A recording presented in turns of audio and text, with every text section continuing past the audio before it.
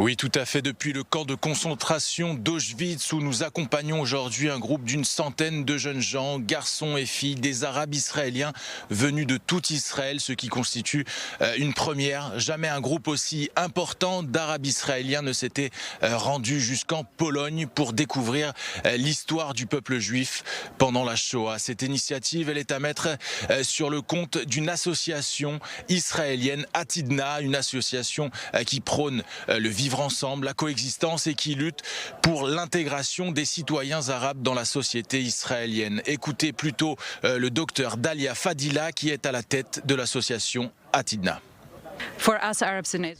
Pour nous, Arabes en Israël, c'est important. Et le troisième niveau est le niveau des Arabes en Israël en tant que citoyens de l'État hébreu. Nous avons besoin de connaître le récit de l'État juif afin d'être intégrés en tant que citoyens qui comprennent et qui sont conscients du contexte. Alors il y a évidemment beaucoup d'émotions au sein de cette délégation un petit peu particulière. C'est en effet la première fois que ces jeunes Arabes israéliens visitent le camp d'Auschwitz, qui était le plus grand camp de concentration nazi pendant la Seconde Guerre mondiale.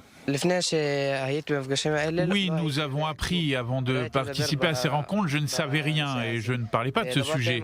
J'ai parlé aujourd'hui avec les tuteurs et j'ai dit que je ne savais presque rien et maintenant j'en sais beaucoup plus et je peux transmettre à quelqu'un et lui dire que ça ne s'est pas passé comme cela, ça ne s'est pas passé comme vous le pensez, ça s'est passé comme je vous le raconte. D'Auschwitz à Birkenau, puisque plus tard aujourd'hui, ces lycéens se rendront aussi dans le camp d'extermination où plus d'1 million de juifs ont été gazés à partir de 1942 et la solution finale jusqu'à la libération du camp en 1945 à la fin de la guerre. Mais l'apothéose de ce voyage éducatif sera demain pour la journée du souvenir de la Shoah, puisque pour la première fois dans l'histoire de la marche des vivants, une cérémonie se tiendra en langue arabe.